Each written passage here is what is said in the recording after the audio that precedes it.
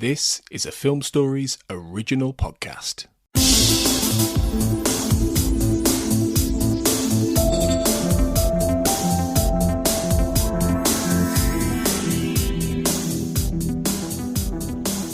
Welcome back, everybody, to the X-Cast X-Files Podwatch. This is episode 48 of our bite-sized looks at the X-Files before we get to season 11. We've reached late season 4. Today we're covering Zero Sum and Elegy. I'm your host today, Carl Sweeney, and I'm joined once again by Chris Knowles. Hey, Chris. Hello.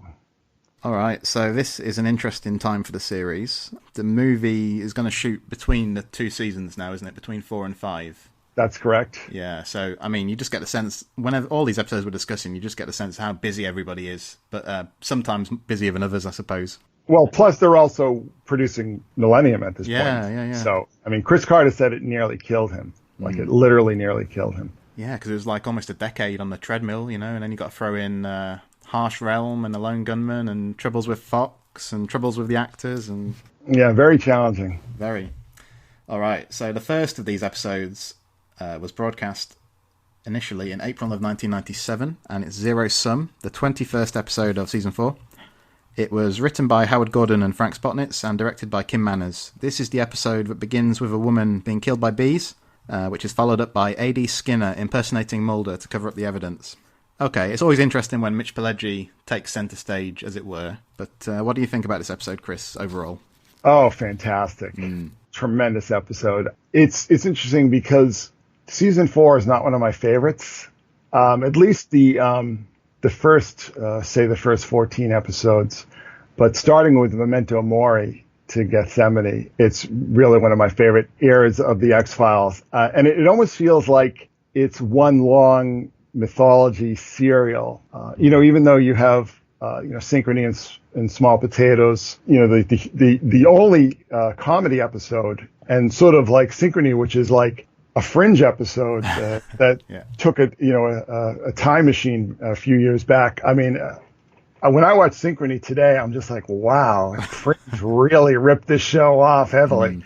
But yeah, starting with Memento Mori to the end of the season, you really felt like you were just being taken for a ride. I mean, the momentum here is tremendous, and everything feels of a piece. Everything feels like it's happening at the same time and in sequence, where a lot of X-Files episodes almost feel like random moments in time. I mean, Rob Bowman had said that these standalone episodes, I mean, they don't even necessarily have to have taken place in sequence. They could just be happening at any time. But this, you really feel connected and engaged. I love the long dialogue-free sequence here towards the beginning of the episode with Skinner clearing up the crime scene. I think it's very, on the one hand, it's very simple, but there's some really potent imagery there. So I'm thinking of, like, he picks up the cigarette butt, and of course we brings the smoking man to mind. The moment where he has to sort of confront his reflection in the mirror, and also later on when he looks into the fire and it's kind of reflected in his glasses. This must be the longest dialogue-free sequence in the whole series. I didn't put the clock on it, but the only other one I can think of is there's a few minutes at the start of The Truth without much dialogue. I think it's a great sequence. Yeah, I really wish Howard Gordon did more mythology. I think that it suited his talents, maybe more than some of the paranormal and horror-themed shows that he wrote. I think this and Nisei are his only credited mythology episodes, but those are just, two of my very favorites. It's interesting because Gillian Anderson was shooting the movie The Mighty. Yeah. I don't know if anybody's seen The Mighty with Sharon Stone. Nope. No, it's a very good movie. Oh, okay. It's a fantastic movie, actually. It's really, really good.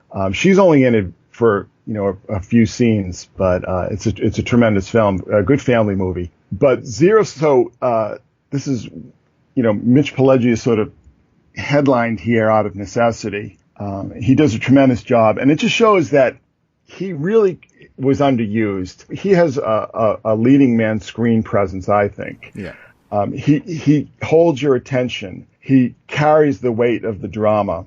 He's a very subtle actor. He plays a character who's very contained, very repressed. He doesn't wear his emotions on his sleeve.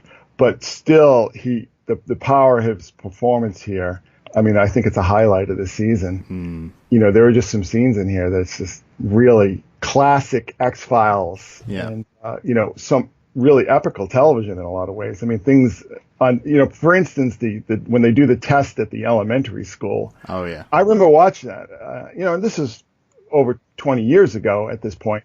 But, my wife and I were just like, because we had, 2 kids in elementary school at the time, and we're like, oh my God, this is terrifying. I mean, this could really, you really felt that, the great strength of the X-Files at this point in its history is that you really felt like this was almost like a documentary. This was things that were happening. A lot of people sort of complained that, they didn't just bring on the alien apocalypse, but they were trying to maintain this illusion that what you were really watching was actually happening. And that was part of the appeal and the mystique of the show. But this is a tremendous hour of television. And I really wish Howard Gordon did more mythology. And interestingly enough, this is also the very last script he wrote. Yeah, I was going to mention that at the end, but seeing as you raised it, how would you summarize his contribution then to the series? Like you say, this is his last credit, and unlike some of the other writers, he never returned. But he was obviously pivotal, first of all, in the partnership with Alex Ganzer in the first season, and then later mostly on his own. Well, like I said about some of the episodes of his we discussed, I think he's a tremendous writer. Very layered and complex emotional beats in his scripts. But also, very perceptive. There's a lot of understatement. There's a lot of things that he doesn't necessarily draw attention to, but implies. He sort of insinuates, so to speak. Some of my favorite episodes in the series, are Howard Gordon scripts. Some of my least favorite episodes, I really hate .com. I think his contribution is really undervalued in a lot of ways. And he brought a lot to the table.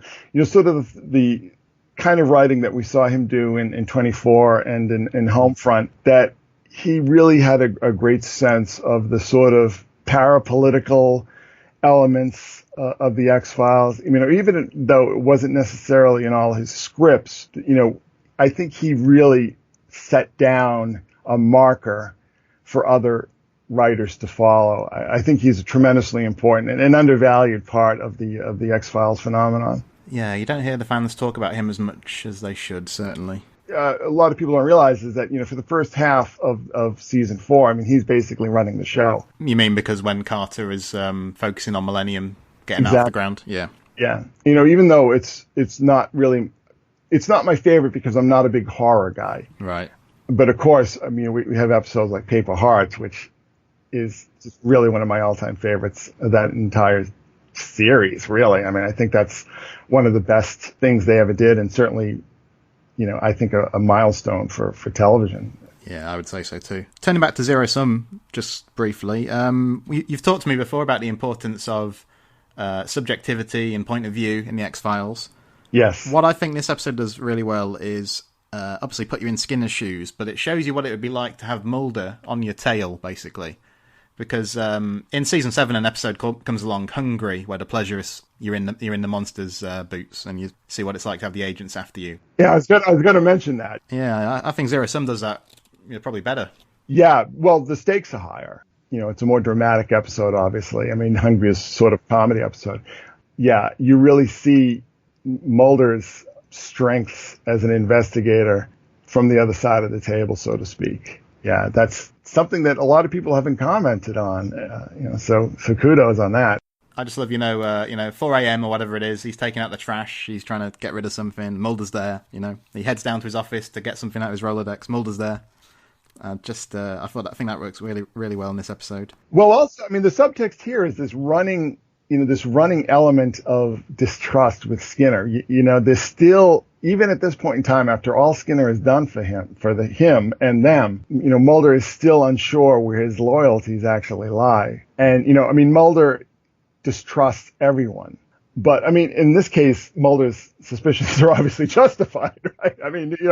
Skinner is working for the cigarette smoking man here. So, that really powerful interplay between those two characters here. And it just shows you, say in some alternate universe reality where Gillian Anderson was no longer on the show, Mulder and Skinner could carry a series, with their presence and their interplay, I believe. and their chemistry. I mean, just tremendous chemistry between those two actors. Yeah, Mitch Pileggi, I mean, he's in a fair amount of episodes, isn't he? He definitely could have been even more well utilised, I think. Tremendous actor. Yeah, absolutely. One character who appears much less frequently after this is Marita Covarrubias. She's still around, but her appearances are much more sporadic. You mentioned before, when we were talking about X on a previous episode, that you didn't really think they'd possibly got the most out of her, or it wasn't a great character.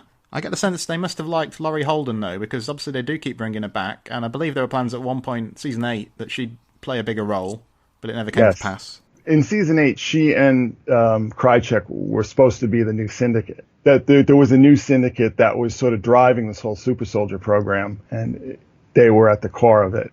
She had signed on to do another show. I mean, she was, very busy actress. I think the appearances, the sporadic appearances with her character at this point in the show, I think probably has to do with her having other commitments, and that might play into what I kind of feel like is their underdevelopment as a character. Interestingly enough, really Marita Covarrubias is basically what X was originally supposed to be in Sleepless. There was a female actress who was cast in that role. Chris Carter was unhappy with her performance, so they recast Stephen Williams. Really, the Marita Covarrubias character, I think, is sort of baked into the mythology arc early on, but never, doesn't show up until Laurie Holden is cast. I just felt like there's a lot more they could have done with her character. I mean, she's certainly a capable enough actress. I think, with the storyline when she's infected with the black oil and things like that, her character picks up a little more momentum.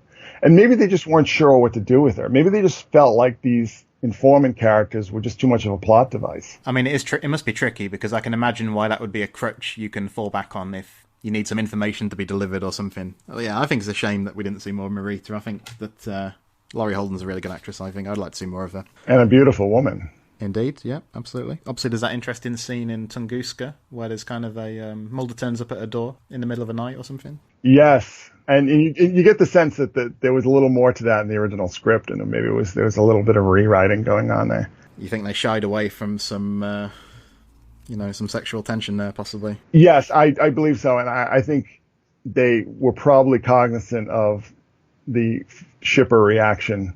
That if Mulder actually had slept with Marita, that there would have been hell to pay on the internet. That would have possibly made for a more exciting episode, though. But anyway, that's a discussion for another day. Let's take a look at Elegy then.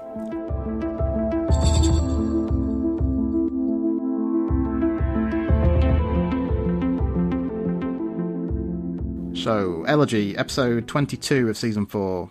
Written by John Scheiben, directed by James Charleston. In this episode, ghostly visions of murder victims appear to people who are dying, including Scully. Alright, so, my thoughts here are that I think some of the stuff here, like the case itself, some of the stuff with the nurse and so on is quite weak, but the stuff with Scully's really good. What do you think, Chris? I like this episode overall, and you said the scenes with Scully and Karen Kossoff.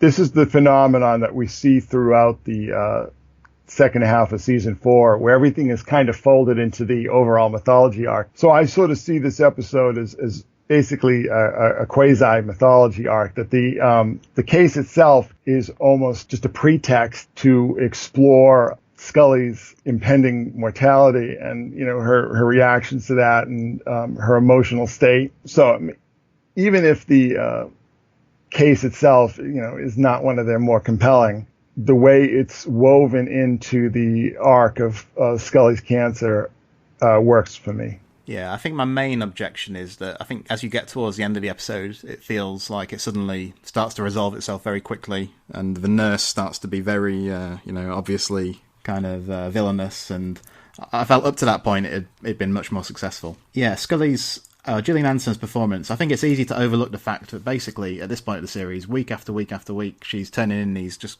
brilliant performances. That scene with Kossoff where she sort of reflects on Mulder's importance to her, I don't know, arguably it's one of the scenes of the season. I don't know, it's great stuff.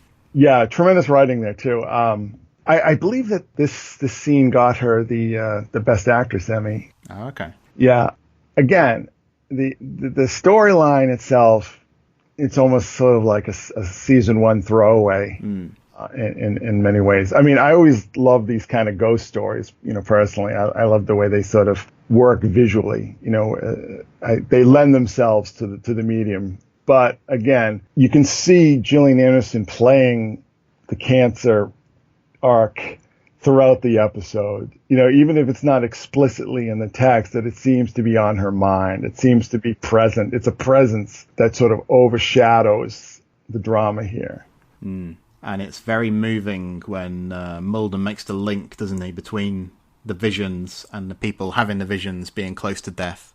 I think that's actually in Scully's apartment when they talk about that. And also at the end, when Mulder kind of rounds on Scully, he talks about how she hasn't been honest with him and stuff. Well, that's David Duchovny's contribution to this arc. He felt that it would sort of drift into melodrama if Mulder is all weepy and supportive. He had said that people have different reactions to things like this, and his reaction was anger and a sense of helplessness, that he felt powerless in the face of this disease, and it made him angry, and he would take the anger out on her. And this is a theme that he developed for Memento Mori, and had spoken to the writers and said, this is how I think this should play out. This is how I think Mulder would react to this. Let's not get melodramatic here. Let's give this some tension, a bit of vinegar to bring out the flavor. That's what I think is the undertone here, and I think it's very effective because when you think about it, on the face of it, I mean, for Mulder to get angry at Scully, it seems really petty and churlish, but it's true to the character. I think. I think it's a very good call, and throughout the series, David Duchovny is making these kinds of contributions to the stories and to the scripts that don't necessarily get recognized by fandom, that he was actively involved in the development of the character and the character's arc, and very invested in it as well. I think that engagement probably falters soon after this. Not falters in terms of his commitment, but I think that there's a definite wrong turn taken with the Mulder character, almost immediately after this episode. So. Okay, interesting. And you're referring to the Gethsemane Redux storyline, is that right? Yeah, that felt very false to me. I think it was more a reaction that David Duchovny had to people constantly ask him if he believed in UFOs and things like that. It just, those questions just got on his nerve. That's interesting. Well, hold that thought maybe, because we'll be back tomorrow discussing Gethsemane. What I really love here in Elegy is Scully's, you can see on her face that when Mulder starts talking to her like that, there's kind of surprise that that's what he's saying. There's some recognition that there's truth to what he's saying as well. And I don't know, as an actress, she's very good, Gillian Anderson, at conveying multiple emotions over a very short space of time. Well, there's an interesting development with the Scully character, is that when she starts off as a character, she's a brat, and she's just like, no, it isn't. She's, it's like the Monty Python contradiction skit. I'm here for an argument. No, you're not. That's kind of her, her character is sort of funky and brassy, but as the series develops and as the storylines progress, she becomes very internal and repressed and contained. It feels the arc of her character is that she's afraid to show any emotion at all. She's afraid to reveal herself to the other characters. She's not the same character in Elegy that she was, in Deep Throat or Shadows or, you name it from the first season. The character has really developed. This was very much a conscious process on the part of the writing team, and I think working with the actors as well. I hate that whole trope of growth, and the characters have to grow and they have to have revelations about themselves. I mean, it's so formulaic, particularly in movies. But in this context, it works because of the nature of the storylines, because of the nature of the phenomenon that she's having to deal with, the fact that her skepticism is constantly being challenged. I mean, how would a real person react to that? I mean, a real person might, retreat into their shell And that's exactly what Scully really does.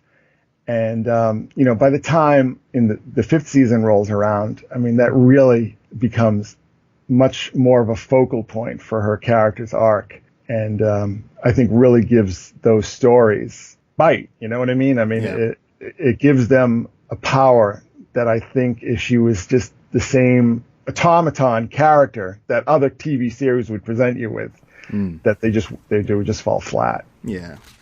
Well, we haven't said much about the case. All I'd just say is that if anyone hasn't seen the movie One Flew Over the Cuckoo's Nest, you should check it out. I think it must have been on John Scheiben's mind when he wrote this. And when it was cast, too. Yeah, there's a guy, Sidney Lassick, is the actor's name, who plays the guy Chuck Forsh, and he was in Cuckoo's Nest, yeah. That's right. A great performance by Michael Pitonin, too, as the doctor. The doctor who runs the group home. Oh, yeah, he's the same guy who appears on the train, isn't he? In he's in a bunch of episodes. I think he's been in everything that 1013 ever did. Very versatile actor. It's interesting because he appears in a number of different episodes, but you never are taking out of the story by going, oh, that's just that guy who was in, 731, or who's in Sleepless, or, who's in Deep Throat. I mean, you never feel like, oh, God, this guy again. It's like they reused actors so often, and it's not like there weren't plenty of actors to cast in Vancouver, but, they would like an actor, and they wanted to use him again. They certainly didn't have to necessarily do that. They could have cast LA people, and there are all sorts of ways they could have gone around that.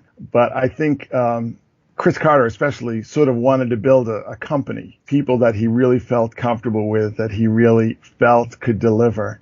They're all tremendous actors. I mean, those Vancouver actors, that generation of Vancouver actors are just, I think there's some of the best, certainly in television history. All right, Chris. Well, by the sounds of things, you're going to have some interesting things to say about, well, both of tomorrow's episodes, really, which are Demons and Gethsemane. You'll be back with me for those, so I'm looking forward to that. Absolutely. In the meantime, listeners, find us on Twitter at @the_X_cast. Find us on Facebook. We've got a Facebook page and a group. The group is called X-Files Basement, the Xcast podcast fan group. We'll be back tomorrow. Until next time, listeners, trust no one.